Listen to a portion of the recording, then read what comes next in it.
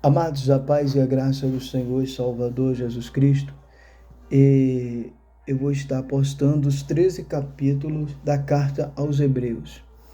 Lembrando que o primeiro capítulo tem 14 versículos, o segundo capítulo tem 18 versículos, o terceiro capítulo tem 19 versículos, o quarto capítulo tem 16 versículos, o quinto capítulo tem 14 versículos, o sexto capítulo tem 20 versículos, o sétimo capítulo tem 28 versículos, o oitavo capítulo tem 13 versículos, o nono capítulo tem 29 versículos, o décimo capítulo tem 39 versículos, o 11º capítulo tem 40 versículos, o 12º capítulo, se você meditar, tem 29 versículos, o 12º capítulo tem 29 e o 13º tem 25. Vamos lá. Hebreus capítulo 1. Havendo Deus antigamente falado muitas vezes e de muitas maneiras aos pais pelos profetas, a nós, nesses últimos dias, falou pelo Filho, a quem constituiu herdeiro de tudo, por quem também fez o mundo, o qual, sendo o resplendor da sua glória e a expressa imagem da sua pessoa, sustentando todas as coisas pela palavra do seu poder, havendo feito por si mesmo a purificação dos nossos pecados, assentou-se à destra da majestade nas alturas, feito mais excelente do que os anjos, quando herdou o mais excelente nome do que eles. E qual dos anjos disse: Jamais tu és meu filho, hoje eu te gerei. E outra vez eu lhe serei por pai, e ele me será por filho. E outra vez, quando introduzi no mundo o primogênito, diz: E todos os anjos de Deus o adorem. Na verdade, quanto aos anjos, diz: Quem faz dos seus anjos espírito e dos seus ministros labareda de fogo. Mas quanto ao Filho, diz: O teu trono subsiste pelo século dos séculos, cetro de iniquidade é o cetro do teu reino. Porque amaste a justiça e odiaste a iniquidade. Por isso Deus, o teu Deus, te ungiu com óleo da alegria, mais do que os teus companheiros. E tu, Senhor, no princípio fundaste a terra e o céu, são obra das tuas mãos. Eles perecerão, mas tu permanecerás. Como roupa envelhecerão, como mantos enrolarão e serão mudados. Mas tu és o mesmo e os teus anos não se acabarão. E qual dos anjos disse: Jamais assenta-te à minha destra, até que ponha os teus inimigos por escabelo de teus pés.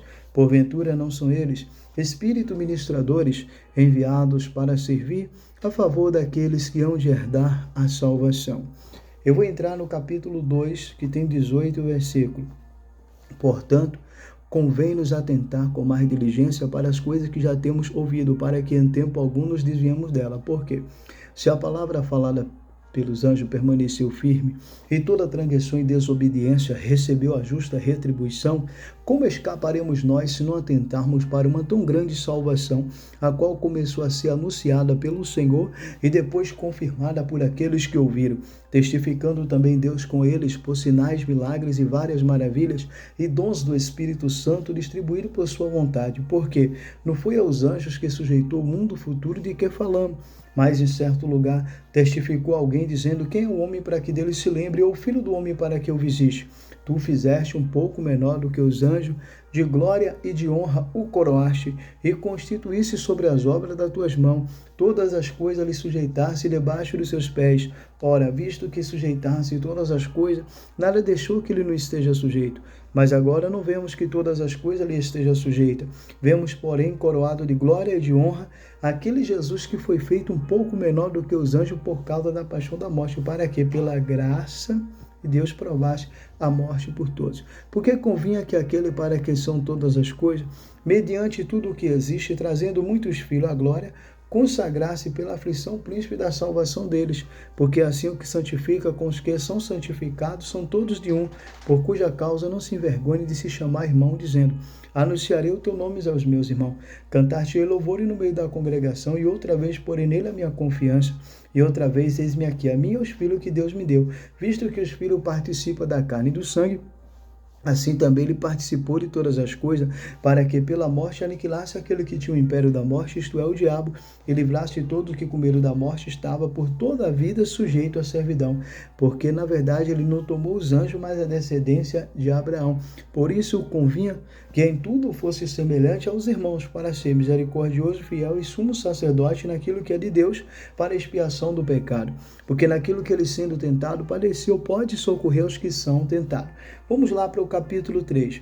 Por isso, irmãos santos e participantes da vocação celestial, considerai a Cristo Jesus, apóstolo e sumo sacerdote da nossa confissão, sendo fiel ao que o constituiu, como também foi Moisés em toda a sua casa, porque ele é tido por digno e tanto maior glória do que Moisés, e quanto maior honra do que a casa tem aquele que edificou, porque toda a casa ela é edificada por alguém, mas quem edificou todas as coisas é Deus.